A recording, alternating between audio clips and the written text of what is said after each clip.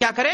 درود بھیجے اور اس کے بعد اللہ کی جناب میں اپنے مسائل کو کیا کرے؟ پیش کرے. لیکن اگر ایک شخص نے اللہ کی حمد نہیں بیان کی، نبی صلی اللہ علیہ وسلم پر درود نہیں پڑھا اور اس کے بعد اپنی بات شروع کر دی، دعا مانگا، تو وہ دعا قبول نہیں ہوتی ہے.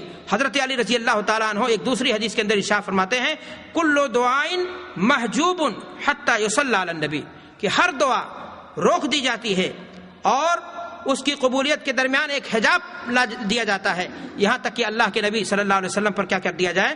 درود بھیج دیا جائے. میرے بھائی اور دوستو، گویا دعا کی ابتدا میں بھی اور دعا کے انتہا میں بھی جو دعا کے آداب اور طریقے ہیں وہ یہی ہیں کہ اللہ کے نبی صلی اللہ علیہ وسلم پر درود بھیجا جائے. مشہور صحابی ہیں حضرت فضالہ رضی اللہ تعالیٰ عنہ، وہ بیان کرتے ہیں کہ اللہ کے رسول صلی اللہ علیہ وسلم نے ایک شخص کو دیکھا نماز پڑھا، اور نماز پڑھنے کے بعد اس نے ہاتھ اٹھا دیا، دعا کرنے لگا، وہ اے اللہ مجھے یہ نواز دے، اے اللہ مجھے فلاں گناہ سے معافی دے دے، اے اللہ مجھے فلاں کر دے.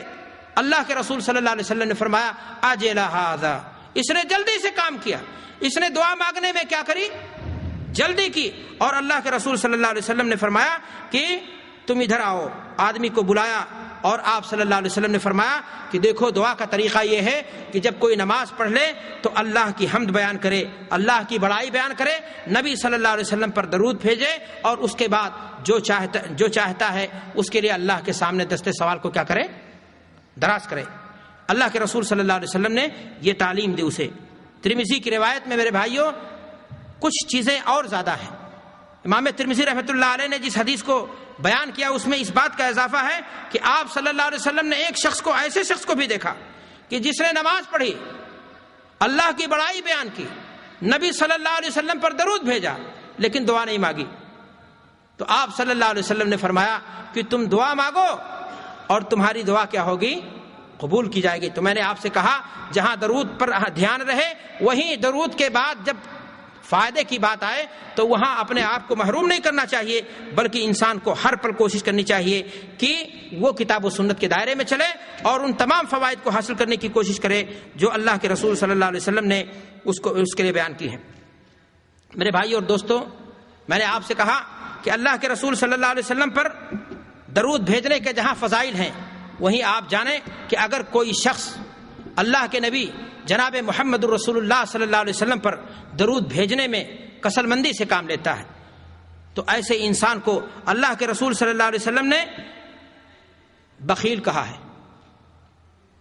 بخل ہے یہ، کنجوسی ہے یہ، محرومی ہے یہ کہ ایک انسان اللہ کے رسول صلی اللہ علیہ وسلم کا ذکر جمیل آئے، آپ صلی اللہ علیہ وسلم کا اسم گرامی آئے اور آپ صلی اللہ علیہ وسلم پر درود نہ بھیجے. اللہ کے رسول صلی اللہ علیہ وسلم نے حدیث کے اندر ارشاد فرمایا البخیل الذی ذکرت عنده فلم یصلی علی، وہ شخص بخیل ہے جس کے سامنے میرا تذکرہ ہوا، میرا ذکر آیا، میرا نام آیا اور اس کے باوجود بھی اس نے میرے اوپر درود نہیں بھیجا. میرے بھائی اور دوستو، آپ مجھے بتاؤ کہ بخیل کا کیا معنی ہوتا ہے؟ بخیل کا معنی ہی یہی ہوتا ہے کہ جو مستحق ہے اس کو اس کا حق وہ نہ دے. امت اسلام پر اللہ کے رسول صلی اللہ علیہ وسلم کی کتنے احسانات ہیں. اللہ کے رسول صلی اللہ علیہ وسلم کے بارے میں حدیث میں آتا ہے کان دائم الفکر و متواصل الاحزان، امت اسلام کی رشد و ہدایت کے لیے، بھلائی کے لیے اللہ کے رسول صلی اللہ علیہ وسلم فکر میں لگے رہتے تھے. قرآن مجید میں اللہ تبارک و تعالیٰ ارشاد فرماتا ہے عزیز علیہ ما عنتم حریص علیکم بالمؤمنین رؤوف الرحیم. اللہ کے نبی صلی اللہ علیہ وسلم حدیث کے اندر ارشاد فرماتے ہیں کہ تم آگ سے گھرے ہوئے گڑھے کے کنارے کھڑے ہو اور تم اس میں کودنا چاہتے ہو، لیکن میں تمہاری کمر پکڑ کر کے تم کو اس سے الگ کرنے کی کیا کرتا ہوں؟ کوشش کرتا ہوں. جس نبی نے دین اسلام کے لیے اتنی ساری مشقتیں برداشت کی، ہمیں ہماری رشد و ہدایت کے لیے، ہماری بھلائی کے لیے، ہمیں دین صافی مل جائے، ہمیں توحید کا پیغام مل جائے، جس نبی صلی اللہ علیہ وسلم نے اتنی محنت کی ہے، ایک امتی کا حق اس کے تئیں یہی بنتا ہے میرے بھائیوں کہ وہ اللہ کے نبی صلی اللہ علیہ وسلم کا اسم گرامی آئے تو اس میں بخیلی سے کام نہ لے اور اللہ کے رسول صلی اللہ علیہ وسلم پر درود بھیج کر کے درود کی جو فضیلتیں ہیں، جو اللہ کے رسول صلی اللہ علیہ وسلم نے بیان کی ہیں، ان کو حاصل کرنے کی کوشش کرے. میرے بھائی اور دوستو، درود کی فضیلت میں سے ایک چیز ہے کہ درود انسان کو جنت کے راستے پر لگا دیتا ہے. لیکن اگر اللہ کے رسول صلی اللہ علیہ وسلم کا نام آئے اور انسان کسل مندی سے کام لے، سستی سے کام لے، اللہ کے نبی صلی اللہ علیہ وسلم پر درود نہ بھیجے تو اللہ کے نبی صلی اللہ علیہ وسلم فرماتے ہیں کہ ایسا انسان جنت کے راستے پر لگا تھا لیکن وہ جنت کے راستے سے کیا ہو گیا؟ چوک گیا۔ اللہ کے نبی جناب محمد رسول اللہ صلی اللہ علیہ وسلم فرماتے ہیں من نسی الصلاۃ علی خطأ طریق الجنہ، جو شخص مجھ پر میرا نام آیا اور درود بھیجنا بھول گیا وہ جنت کے راستے سے کیا ہو گیا؟ چوک گیا۔ میرے بھائی ایک دوسری روایت میں اللہ کے رسول ان الفاظ میں فرماتے ہیں من ذکرت عنده فخطأ الصلاۃ علی خطأ طریق الجنہ، کہ جو شخص میرے نام کے آنے کے بعد ذکر جمیل ہونے کے باوجود بھی میرے اوپر درود بھیجنا بھول گیا، ایسا شخص جنت کے راستے کو چننے میں کیا ہو گیا؟ بھٹک گیا۔ غور فرمائیں کہ اللہ کے رسول صلی اللہ علیہ وسلم درود سے اعراض کرنے والے کو اور اسے بھول جانے والے کو جنت سے دوری اور محرومی کے برابر قرار دے رہے ہیں۔ اللہ کے رسول صلی اللہ علیہ وسلم پر درود بھیج کر کے جنت کی لالچ ایک مومن کا، ایک متبع سنت کا سیوا ہونا چاہیے۔ میرے بھائی اور دوست، اللہ کے نبی جناب محمد رسول اللہ صلی اللہ علیہ وسلم ایک اور حدیث کے اندر ارشاد فرماتے ہیں کہ ایسا انسان جو میرا نام آئے، میرا ذکر جمیل ہو اور اس کے باوجود مجھ پر درود نہ بھیجے، ایسے انسان کی ناک خاک آلود ہو جائے گی۔ اللہ کے رسول صلی اللہ علیہ وسلم نے فرمایا رغم انف رجل ذکرت عنده فلم يصلی علی، اس آدمی کی ناک خاک آلود ہو جائے جس کے سامنے میرا ذکر ہوا اور اس کے باوجود اس نے میرے اوپر کیا کیا؟ درود نہیں بھیجا۔ اللہ کے رسول صلی اللہ علیہ وسلم فرماتے ہیں کہ اللہ کے رسول صلی اللہ علیہ وسلم فرماتے ہیں کہ ایسے انسان کی ناک کیا ہو جائے گی؟ خاک آلود ہو جائے گی۔ خاک آلود ہونے سے کنایا ہے میرے بھائی، کس چیز سے کنایا ہے؟ ذلت سے اور اسی طرح سے حقارت سے، کہ میرا نام آئے اور اس کے باوجود بھی وہ شخص اس پر درود نہ بھیجے۔ لیکن میں آپ کو یہاں پر رک کر کے ایک بات بتانا چاہتا ہوں۔ آج ہمارے یہاں میں نے آپ سے کہا ہر چیز میں فیکٹریاں چل رہی ہیں، بدعت کی فیکٹری ہے۔ بہت سارے لوگ ایسے ہیں جو اللہ کے نبی صلی اللہ علیہ وسلم کا نام آتا ہے تو آپ صلی اللہ علیہ وسلم پر درود بھیجنے کے بجائے انگوٹھا چومتے ہیں اور سمجھتے ہیں کہ ہم نے محبت کا حق ادا کر دیا اور ہم نے وہ فضیلت کیا کر لی؟ حاصل کر لی۔ میں آپ کو بتانا چاہتا ہوں ایسا شخص ممکن ہی نہیں، یقین ہے، جو سنت کی خلاف ورزی کرے گا وہ فضیلت پانے کے بجائے معاملہ اس کا الٹا ہوگا، وہ خاک آلود ہو جائے گا اور اس کے ہاتھ میں خسرت دنیا والآخرہ کا معاملہ ہوگا۔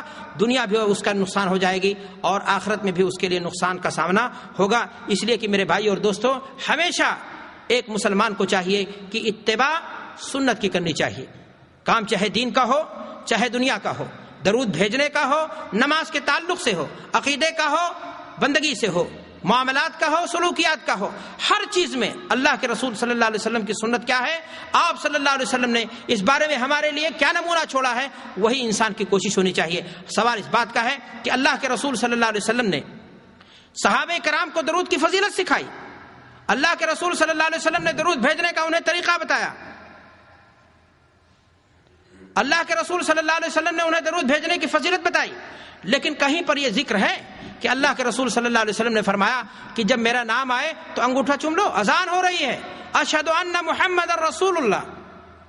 آدمی وہاں پر اگر صلی اللہ علیہ وسلم کہتا تو صحیح ہے یا غلط ہے؟ علماء بیٹھے ہیں، ان سے پوچھئے، وہاں پر یہی ثابت ہے، دین یہی ہے کہ آپ انہی کلمات کو کیا کریں؟ لوٹا دیں، آپ وہاں دوسری چیز نہیں کہیں گے۔ یہاں کہا جا رہا ہے کہ انگوٹھا چومنا یہ کیا ہے؟ دین ہے، اور اس سلسلے میں جھوٹی اور موضوع روایات کا سہارا لے کر کے یہ کہا جاتا ہے کہ فلاں صحابی کے انگوٹھے میں اللہ کے رسول صلی اللہ علیہ وسلم کی شکل ظاہر ہو گئی تھی، چنانچہ انہوں نے کیا کر لیا تھا؟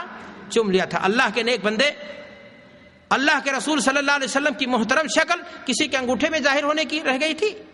یہی مقام اور مرتبہ ہے آپ کا۔ اور اگر میں کہوں، تمہاری بات مان لی جائے کہ فلاں صحابی کے انگوٹھے میں اللہ کے رسول صلی اللہ علیہ وسلم کی شکل ظاہر ہو گئی تھی، تو انہوں نے انگوٹھا نہیں، اللہ کے رسول صلی اللہ علیہ وسلم کے چہرے انور کو، پیشانی مبارک کو چومنے کی کیا کری تھی؟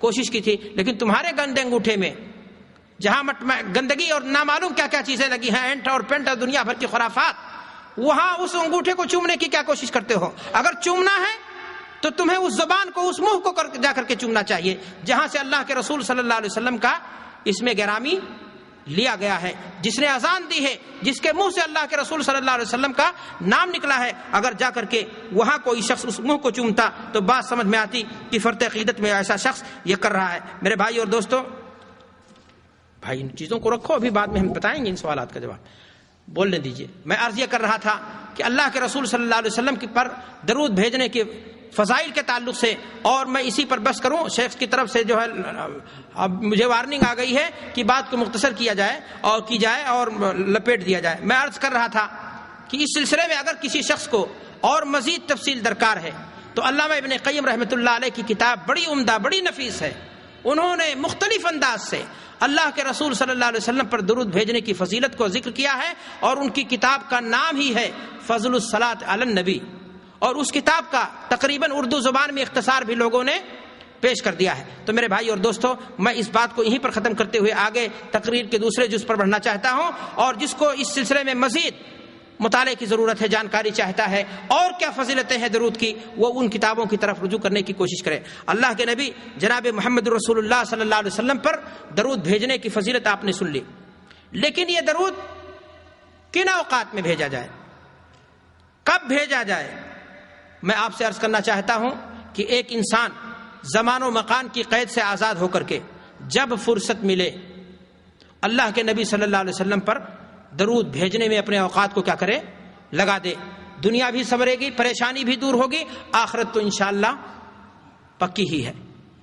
لیکن میرے بھائیو اور دوستو، بلا شبہ کچھ اوقات ایسے ہیں جو انسان اگر غنیمت جانے، ان اوقات کو ڈھونڈ کر کے ان میں درود پڑھنے کی، ان میں اللہ کے نبی صلی اللہ علیہ وسلم پر درود بھیجنے کی کوشش کرے، تو بلا شبہ اس بھیجے ہوئے درود کا مقام اور مرتبہ، اجر و ثواب کیا ہو جائے گا، دوبالا ہو جائے گا، اس کا اجر و ثواب کیا ہو جائے گا، بڑھ جائے گا۔ اور انہی اوقات میں سے ایک وقت یہ ہے کہ انسان کب بھیجے درود؟ آخری تشہد میں، جو نماز کی حالت میں ہے، وہاں پر آپ کیا کریں، درود بھیجیں۔ یہ افضل ترین اوقات میں سے ہے۔ اور دوسرا وقت یہ ہے کہ انسان نماز جنازہ میں درود پڑھے۔ پہلی تکبیر میں کیا پڑھے گا؟ سورہ فاتحہ، اور دوسری تکبیر کے بعد کیا پڑھے گا؟ درود پڑھے گا۔ اللہ کے رسول صلی اللہ علیہ وسلم کی اس سلسلے میں صاف حدیث ہے، ابو امامہ ابن سہل سے روایت ہے، وہ بیان کرتے ہیں کہ ایک صحابی نے انہیں بتایا کہ صلاۃ جنازہ میں یہ مسنون ہے کہ امام تکبیر کے بعد تکبیر کہے، اور پہلی تکبیر کے بعد امام سورہ فاتحہ پڑھے، اور پھر نبی اکرم صلی اللہ علیہ وسلم پر کیا کرے، درود بھیجے۔ مستدرک حاکم اور دیگر کتاب حدیث کے اندر یہ روایت کیا ہے، موجود ہے۔ تو میں نے آپ سے کہا کہ جب بھی انسان کو فرصت ملے اللہ کے نبی صلی اللہ علیہ وسلم پر کیا بھیجے، درود بھیجے۔ لیکن کچھ اوقات خاص ہیں جن کی تلاش میں، جن کو غنیمت جان کر کے موقع کی تلاش میں انسان کو لگا رہنا چاہیے، اور انہی اوقات میں سے ہے جمعہ کا دن۔ اللہ کے رسول صلی اللہ علیہ وسلم نے فرمایا، ان من افضل ایامکم یوم الجمعہ فیہ خلق آدم وفیہ قبض وفیہ النفخ وفیہ الصعق فاقصروا علی من الصلاۃ فإن صلاتکم معروضۃ علی۔ اللہ کے رسول صلی اللہ علیہ وسلم نے فرمایا کہ جمعہ کا دن ہفتے کے دنوں میں سب سے افضل دن ہے، اور اسی دن میں اللہ تعالیٰ نے آدم کو پیدا کیا، اور اسی دن ان کی روح قبض کی گئی، اور اسی دن قیامت قائم ہوگی۔ اللہ کے رسول صلی اللہ علیہ وسلم نے فرمایا کہ جمعہ کے دن کثرت سے مجھ پر درود بھیجو، اس لیے کہ خصوصیت کے ساتھ اللہ تبارک و تعالیٰ جمعہ کے دن فرشتے کو مامور کرتا ہے، اور اللہ کے نبی صلی اللہ علیہ وسلم پر وہ درود کیا کرتا ہے، وہ پہنچاتا ہے۔ تو ایک انسان کو ہر دن اللہ کے نبی صلی اللہ علیہ وسلم پر، ہر وقت جب بھی فرصت مل جائے اللہ کے نبی صلی اللہ علیہ وسلم پر درود بھیجنا چاہیے۔ لیکن جمعہ کے دن درود بھیجنے کی خصوصی فضیلت حدیث کے اندر میرے بھائیوں وارد ہے، اور اس کو آپ کے سامنے میں نے رکھ دیا۔ میرے بھائیوں اور دوستوں، انہی اوقات میں سے جو اوقات فضیلت کے ہیں، انہی اوقات میں سے اذان کے بعد ہے۔ ایک انسان کو تعلیم دی گئی، اور یہ حدیث تقریباً گزر چکی، میں نے آپ کو بتایا کہ اگر کوئی شخص اذان کو سنتا ہے اور اذان کے الفاظ کو ایکول ٹو جواب دیتا ہے، جہاں فرق ہے وہ فرق ہے، احادیث سے ثابت ہے، اس کو آپ سارے لوگ جانتے ہیں۔ میں نے جہاں بتانا تھا آپ کو وہاں بتایا کہ محمد الرسول اللہ، اشہد ان محمد الرسول اللہ پر انسان کو وہی ثابت ہے کہ انہی کلمات کو کیا کرے گا؟ دہرائے گا، نہ انگوٹھا چومے گا اور نہ ہی دوسری حرکتیں کرے گا جو آج کے زمانے میں لوگ کرتے ہیں۔ مثال کے طور پر اذان دینا ہوا، اس سے پہلے ہی مائک چالو کر لیں گے، الصلاۃ والسلام علیک یا رسول اللہ، الصلاۃ والسلام علیک یا رسول اللہ، صلی علی شفیعنا صلی علی محمد، یا اس طرح کے کلمات کہے جاتے ہیں اور پھر اذان کہی جاتی ہے۔ میں ایسے لوگوں سے پوچھنا چاہتا ہوں کہ اللہ کے رسول صلی اللہ علیہ وسلم کے مؤذن تھے بلال رضی اللہ تعالیٰ عنہ، اللہ کے رسول صلی اللہ علیہ وسلم کے مؤذن تھے ابو محذورہ رضی اللہ تعالیٰ عنہ۔ ان دونوں کے ہاں اللہ کے رسول صلی اللہ علیہ وسلم سے محبت کی کمی تھی؟ ان کے سینوں میں اللہ کے رسول صلی اللہ علیہ وسلم سے محبت کی کمی تھی؟ بلال کا حال یہ ہے کہ موت سامنے کھڑی ہے اور فرما رہے ہیں کہ غدن نلقى الاحبہ محمد و صحبہ۔ بلال وہ شخصیت ہے جس کے بارے میں اللہ کے رسول صلی اللہ علیہ وسلم فرما رہے ہیں کہ تمہارے کھڑاؤں کی آواز میں جنت میں سن کر کے آ رہا۔ اللہ اکبر میرے بھائی اور دوستو، لیکن بلال نے اذان دیتے ہوئے اذان سے پہلے کبھی نہیں اللہ کے رسول صلی اللہ علیہ وسلم پر اس طرح سے درود بھیجا ہے۔ تو میرے بھائی، جہاں فضیلت کے اوقات ہیں ان کو ہم مانتے ہیں، لیکن کسی خاص وقت کو فضیلت کا وقت بتا دیا جائے اور اس خاص وقت کی خصوصی فضیلت بیان کی جائے اور اس خاص وقت میں درود بھیجنے کی خصوصی صورت بنا لی جائے، جیسا کہ آج ہمارے ہاں مساجد کے اندر بعض لوگ فجر کی نماز کے بعد یا عشاء کی نماز کے بعد، نماز پڑھنے کے بعد کھڑے ہو جاتے ہیں اور اس کے بعد اللہ کے رسول صلی اللہ علیہ وسلم پر